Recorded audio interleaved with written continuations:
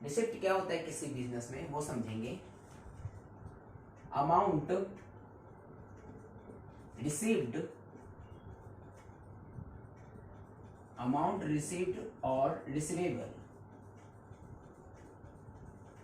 Receivable for selling of assets और goods.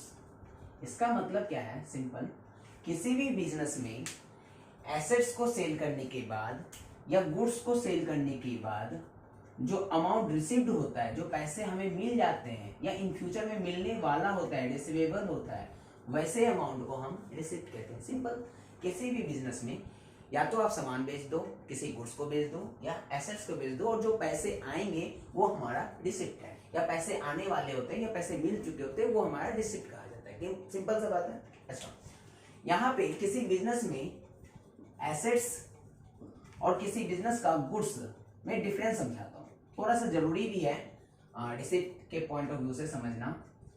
क्या होता है, इसको समझने के लिए एक बिजनेस का एग्जांपल लेते हैं। सपोज एक बिजनेस है जो कंप्यूटर डीलर है, कंप्यूटर में डीलिंग करता है। तो इस बिजनेस में क्या हो रहा होगा, इस बिजनेस में कंप्यूटर में ट्रांजेक्शन हो रहे होंगे, कंप्यूटर का परचेज हो रहा होगा और फिर कंप्यूटर का सेल हो रहा होगा, फिर कंप्यूटर को खरीद रहा होगा, फिर कंप्यूटर को बेच रहा होगा। तो इनके लिए जो गुड्स होते हैं वो कंप्यूटर है। इसका मतलब ये कंप्यूटर में ही डील कर रहे हैं, इनके लिए कंप्यूटर ही वो सामान है जिसको वो खरीदेंगे, और खरीदेंगे इसी पर्पज से कि उसे वापस से रीसेल कर दें। फिर से समझिए, इस बिजनेस का फर्नीचर का बिजनेस है, इस बिजनेस, ये जो बिजनेस है फर्नीचर का बिजनेस है, शोरूम है। इनके लिए जो नॉर्मल डीलिंग का काम होगा, ट्रांजेक्शन होंगे, फर्नीचर को खरीदना और फिर फर्नीचर को बेचना, यानी इसके लिए जो गुड्स हो जाएगा वो हो जाएगा हमारा फर्नीचर। बात समझ में आ रहा है? इसका मतलब गुड्स वैसी चीजें हैं किसी बिजनेस का जिसमें बिजनेस डील कर रही होती है, खरीद रही होती है और वापस बेच रही होती है, उसे होल्ड नहीं करती, उसे खरीदती ही इसलिए कि वापस से उसे क्या कर दिया जाए, बेच दिया जाए। तो ऐसे चीजों को गुड्स कहा जाता है। सिंपल सी बात समझ में आ रहा है, कोई दिक्कत नहीं। जैसे कि मान लेते हैं, एक और एग्जांपल ले लेते हैं।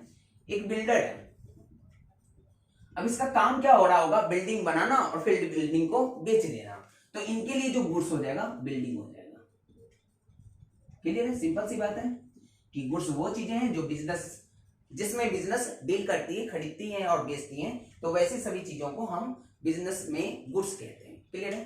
बट एसेट्स क्या होता है, ये वो चीजें हैं जिसे बिजनेस सेल करने के लिए नहीं खरीदती, जैसे मशीनरी, इक्विपमेंट्स,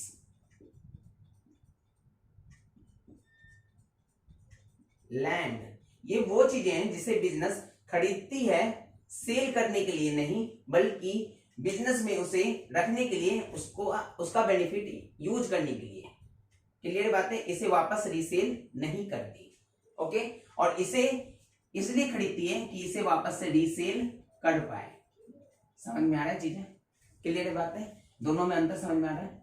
क्या है, किसी बिजनेस में गुड्स वो चीजें हैं जिसे खरीदती है वापस से बेचने के लिए, और एसेट्स वो चीजें हैं जिसे खरीदती हैं सिर्फ यूज करने के लिए, बिजनेस में काम करने के लिए, बिजनेस में सपोर्ट करने के लिए, उसे वापस से सेल करने के लिए नहीं। क्लियर है बात यहाँ तक? अच्छा, आगे पॉइंट समझते हैं। जब एसेट्स को सेल किया जाता है, एसेट्स को बेचा जाता है, और फिर जो अमाउंट रिसीव्ड होता है, अमाउंट रिसीव्ड होता है, वैसे अमाउंट को हम कहते हैं कैपिटल रिसीव्ड। कैपिटल रिसीव्ड कहते हैं। जो एसेट्स हैं उसे जब हम मार्केट में बेचते हैं और तब जो अमाउंट रिसीव्ड होता है उसे हम कहते हैं कैपिटल रिसीव्ड। अब आपके मन में ये क्वेश्चन आ रहा होगा कि अभी तो आप कह रहे थे एसेट्स को रीसेल नहीं करते हैं, फिर वापस से आप कह रहे हो एसेट्स को सेल करते हैं, ये क्या मसला है? देखिए, मतलब ये है कि किसी भी बिजनेस का एसेट्स को हम नॉर्मली सेल नहीं करते, ये नॉर्मल सेल नहीं होता। बट कभी कभी क्या होता है, हमें न्यू टेक्नोलॉजी लानी पड़ती है, हमारे पुराने एसेट्स की जो कैपेसिटी है वो खराब हो जाती है, कम हो जाती है, तो हम उसे चेंज कर देते हैं, उसे बेच के नया ले लेते हैं। इसका मतलब 1 साल यूज करने के बाद, 2 साल 3 साल यूज करने के बाद अब हम उसे रिटायर कर रहे होते हैं, बेच रहे होते हैं। ये वही सेल है, ये किसी बिजनेस का ऑर्डिनरी सेल बिल्कुल भी नहीं है। तो वैसे सेल में जब अमाउंट रिसीव्ड होता है तो हम इसे कैपिटल रिसीव कहते हैं। अब बात समझ में आ रहा है? अच्छा, यहां पे इस गुड्स को जो नॉर्मल डीलिंग है बिजनेस का, उसे जब हम सेल कर रहे होते हैं और तब जो अमाउंट रिसीव्ड होगा, amount received, then this amount is called revenue receipt. अब ये जो रेवेन्यू रिसिप्ट है, ये किसी गुड्स का, किसी बिजनेस का जो गुड्स सेल हुआ है उसको, उस पे जो अमाउंट रिसिप्ट हुआ है उसे हम रेवेन्यू रिसिप्ट कहते हैं। और ये जो सेल है ये किसी भी बिजनेस का ऑर्डिनरी सेल है, नॉर्मल सेल है एक्चुअली। बात समझ में आ रहा है? अच्छा, दोनों सेल में डिफरेंस समझ में आया? ये एसेट्स इस साल बिका, अगले साल नहीं बिकेगा, है ना, ऐसा चीज है। तो ये सेल ऑर्डिनरी सेल नहीं है, ये सेल ऑर्डिनरी सेल है जिसमें बिजनेस डील कर रही होती है। अच्छा, इसका मतलब ये जो अमाउंट रिसीव्ड हुआ है इसी को हम रेवेन्यू रिसीव कहते हैं और यही बिजनेस का इनकम होता है, रेवेन्यू जनरेशन। समझ में आ रहा है? कभी कभी आपने सुना होगा उस बिजनेस का रेवेन्यू बहुत अच्छा है, तो ये इनकम है, यही है इनकम जो आप नॉर्मली सेल करने से इनकम जनरेट करते हैं, पैसे कमाते हैं। क्लियर है बातें? तो अब तक आप समझ चुके होंगे रिसिप्ट दो तरह के होते हैं। फर्स्ट, नंबर 1 कैपिटल रिसिप्ट और number 2 revenue receipt. Capital receipt का मतलब होता है किसी भी बिजनेस का एसेट्स जब बिकता है और तब अमाउंट जो रिसीव्ड होता है उसे हम कैपिटल रिसिप्ट कहते हैं। और रेवेन्यू रिसिप्ट जब किसी भी बिजनेस का गुड्स यानी नॉर्मल सेल होता है और तब जो अमाउंट रिसीव्ड होता है तो उसे हम रेवेन्यू रिसिप्ट कहते हैं। अब तक हम लोगों ने 7 टर्म्स को कवर कर लिया। क्या क्या कवर कर लिया है? Capitals, drawing, liabilities, creditors, debtor, assets and receipt. ये 7 टर्म्स को हम लोगों ने कवर कर लिया। अब हम जो करेंगे एक टर्म को, और वो है हमारा एक्सपेंडिचर।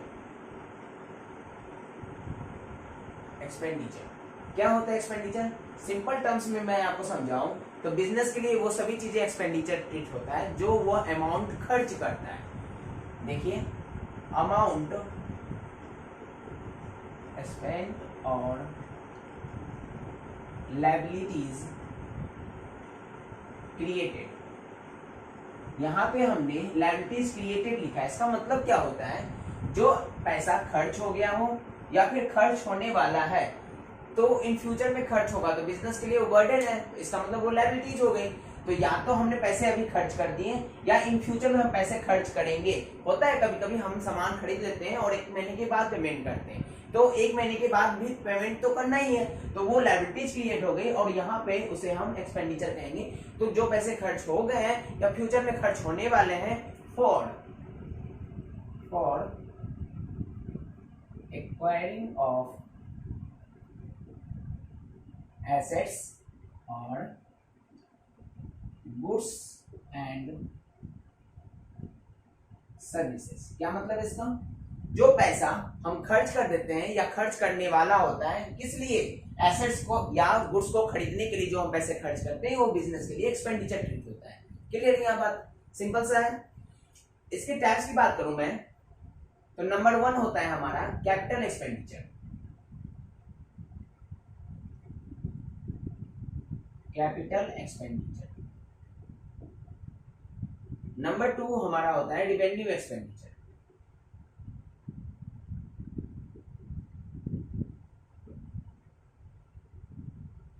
और नंबर 3 होता है हमारा डिफर्ड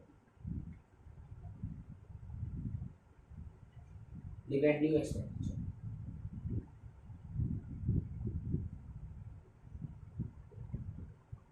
डिफर्ड रेवेन्यू एक्सपेंडिचर। यहां पे मैं स्टार बना देता हूं 1 मिनट के लिए, इसे मैं नेक्स्ट टॉपिक पे डिस्कस करेंगे। फॉर द टाइम भी आप इतना समझें, एक्सपेंडिचर को 2 भागों में बांटा गया है, कैपिटल एक्सपेंडिचर और रेवेन्यू एक्सपेंडिचर।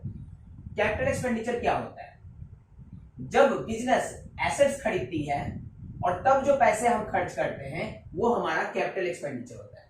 एग्जांपल समझिए, जब बिजनेस बिल्डिंग खरीदती है या मशीन खरीदता है तो वो हमारा कैपिटल एक्सपेंडिचर होता है। जितने टाइप्स के एसेट्स हैं, करंट एसेट्स नहीं, जितने टाइप्स के फिक्स एसेट्स टाइप के होते हैं वो अगर बिजनेस खरीदती है तो उसे हम कैपिटल एक्सपेंडिचर कहते हैं। तो इसके फीचर्स की बात कर लें तो जब हम परचेज ऑफ एसेट्स जब जब हम लोग एसेट्स खरीदेंगे और जब पैसा खर्च होगा एसेट्स खरीदने में, उसे हम कैपिटल एक्सपेंडिचर कहेंगे। और इसका नेचर ये होता है कि इस एक्सपेंडिचर की बेनिफिट हमें मोर देन 1 ईयर होता है। समझिए, यहाँ पे बिजनेस ने एक बिल्डिंग को खरीदा, अब बिल्डिंग का बेनिफिट, खरीदने का बेनिफिट अगले 10 साल तक बिजनेस को मिलता रहेगा। क्लियर है? एक मशीन खरीदा तो उसकी benefit more than 1 year, 5 years, late assume कि 5 साल तक उस मशीन से बिजनेस फायदा ले रहा है। तो इसका मतलब है ये जो एक्सपेंडिचर कर रहा है उसकी बेनिफिट 1 साल से ज्यादा बिजनेस को मिलने वाला है। तो एक फीचर ये भी है कि इसका बेनिफिट जो है, benefits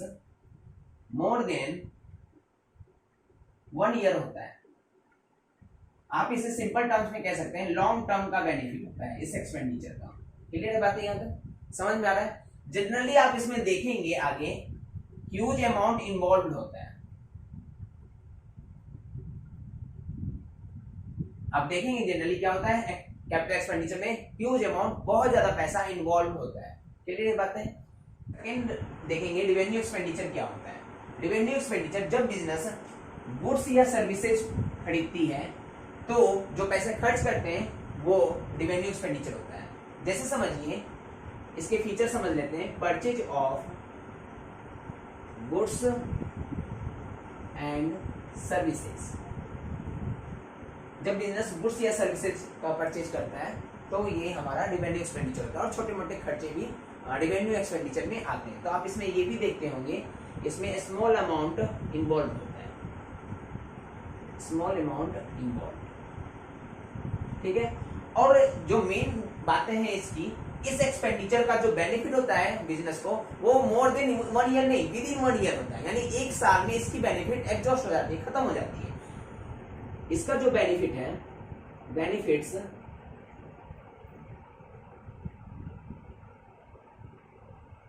exhausted with in 1 year, with in 1 year, 1 साल में उसका बेनिफिट एग्जॉस्ट होता है। जैसे समझते हैं कैसे, मान लेते हैं बिजनेस ने एक बिल्डिंग को रेंट पे लिया था और रेंट पेड करा है उसने, तो रेंट का जो बेनिफिट्स है, जो पैसे रेंट पेड करा है उसकी बेनिफिट्स 1 महीने में खत्म होगी। एम्प्लॉय का सर्विस उन्होंने सैलरी पे करा तो एम्प्लॉय के सर्विस उन्होंने 1 महीने में खत्म कर लिया, यूज कर लिया, 1 साल में खत्म हो गया। मतलब कहने का, अगर आप सैलरी पे करते हो या रेंट पे करते हो तो जो खर्च कर रहे हो उसकी बेनिफिट आप 1 साल के अंदर ले चुके होते हो, एग्जॉस्ट हो चुका होता है। वो सभी खर्चे रेवेन्यू एक्सपेंडिचर में आ जाता है। सिंपल सा बात है, समझ में आ रहा है? ओके, आगे अब पढ़ेंगे कि इसी रेवेन्यू एक्सपेंडिचर को हम लोग बिजनेस के टर्म में आगे इसे एक्सपेंस कहते हैं, एक्सपेंस कहते हैं। ये बातें यहां पे याद है। बिजनेस इसे रेवेन्यू एक्सपेंडिचर को आगे एक्सपेंस कहता है। क्लियर है बातें? यहाँ पे डिफरेंट रेवेन्यू एक्सपेंडिचर है जो अगले टॉपिक में हम समझेंगे।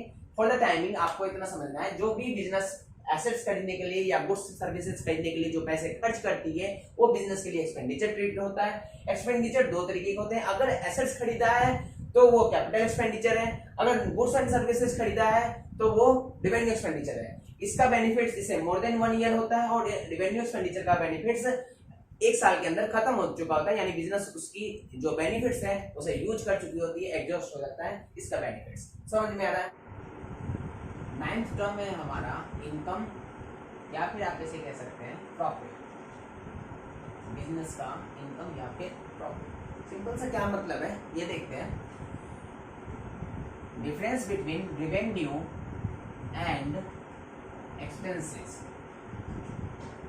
एक्सपेंसेस क्या मतलब है रेवेन्यू का? यहाँ पे कौन सा रेवेन्यू? जो हमने अभी अभी करा है, रेवेन्यू रिसिप्ट्स। 2 तरह के हमने रिसिप्ट्स पढ़े हैं, कैपिटल रिसिप्ट्स और रेवेन्यू रिसिप्ट। तो यहाँ पे रेवेन्यू का मतलब है रेवेन्यू रिसिप्ट्स माइनस, अभी अभी हमने कहा एक्सपेंसेस, हम रेवेन्यू एक्सपेंडिचर को कहते हैं। तो यहाँ पे एक्सपेंसेस का मतलब क्या है? Revenue expenditure. सिंपल सा मतलब है यहाँ पे रेवेन्यू रिसिप्ट्स में अगर हम रेवेन्यू एक्सपेंडिचर माइनस कर देंगे तो कंपनी का इनकम यानी प्रॉफिट आ जाएगा।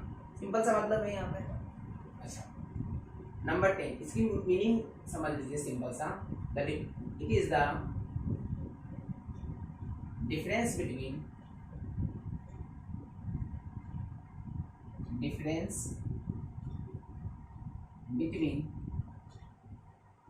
Revenue and expenses. सिंपल सा। 10th टर्म समझेंगे प्रीपेड एक्सपेंसेस, जो कि बहुत ही इंपॉर्टेंट टर्म है। प्रीपेड एक्सपेंसेस ये बहुत ही इंपॉर्टेंट टर्म है, समझेंगे, ये आगे बहुत यूज होने वाला है। इसके आगे प्रीपेड लगा हुआ है, इसका मतलब पहले ही हमने पेमेंट कर दिया। क्या पेमेंट कर दिया? ऐसे एग्जांपल समझते हैं। मान लेते हैं ये मई मंथ है, ये 1 मई है और ये 31 मई। क्लियर बात है? ये पूरे मई मंथ का चार्ट है। अच्छा, हमने रेंट लिया, एक बिल्डिंग है उसे रेंट लिया और मैंने रेंट यहीं पे 1 मई को हमने पे कर दिया, रेंट पेड कर दिया। क्लियर बात है? यहाँ पे हमने ₹5000 का हमने रेंट पेमेंट कर दिया। अब मेरे को ये बताओ, हमने जो रेंट पेमेंट कर दिया है, क्या मैंने इस रेंट को जो मैंने 5000 पेमेंट करा, क्या उसकी बेनिफिट लिया 1 मई को? नहीं ना। ये पूरे मंथ अब मैं इस 5000 का यूज करने वाला हूँ, राइट ना। इसका मतलब अभी हमने इस रेंट का यूज किया नहीं, इस 5000 को यूज किया नहीं, पहले ही हमने पेमेंट कर दिया।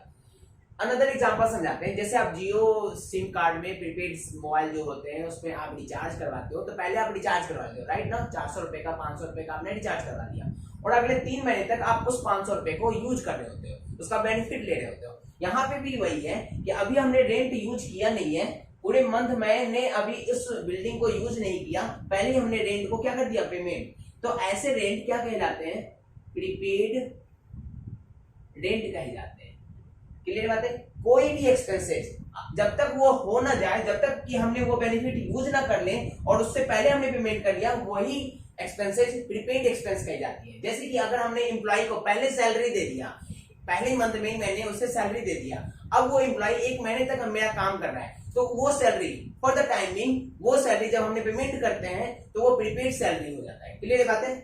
यहाँ पे आप कह सकते हैं कि हमने यहीं पे अगर सैलरी दे दिया तो वो सैलरी हमारा प्रीपेड सैलरी हो जाता है। समझ में आ रहा है? क्लियर है बातें?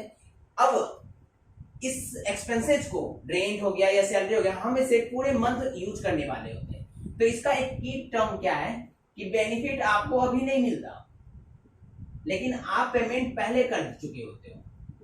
क्लियर बात है? इसका मतलब इसे कह सकते हो paid in advance, paid in advance. Clear बात है? यहां तक समझ में आ रहा है? सिंपल सा। वैसा खर्चा जो अभी तक खर्च हुआ नहीं, पहले हमने पेमेंट कर दिया, तो वो हो गया हमारा प्रीपेड एक्सपेंसेस। और एक इंपॉर्टेंट टर्म क्या है, ये हमारा बिजनेस के लिए, बिजनेस के टर्म में ये हमेशा रिकॉर्ड होता है करंट एसेट्स में। ये याद रखना है, आगे आपको ये काम आएगा। ये याद रखना कि जो भी प्रीपेड एक्सपेंसेस होते हैं वो हमारा करंट एसेट्स होता है बिजनेस के टर्म में। क्लियर बात है? यहाँ तक समझ में आ रहा है? तो आज हमने अभी क्या खत्म किया है, इनकम, जो रेवेन्यू माइनस एक्सपेंसेस होता है, और एक अभी कंप्लीट करा हमने प्रीपेड एक्सपेंसेस, जो अभी एक्सपेंसेस होते नहीं है, पहले ही पेमेंट कर देता है बिजनेस, तो हमारा प्रीपेड एक्सपेंसेस रहता है और वो बिजनेस के लिए करंट एसेट्स होता है। ये बात है। नेक्स्ट क्लास में हम ये देखेंगे कि आउटस्टैंडिंग एक्सपेंसेस क्या होता है, डिस्काउंट क्या होता है, और यस ऑफ कोर्स जो अब तक स्किप करते हुए आए हैं डिफर्ड रेवेन्यू एक्सपेंसेस या फिर फिक्टिशियस एसेट्स, तो उस पे हम लोग चर्चा करेंगे। अभी के लिए ये क्लास यहीं तक है। Thank you sir.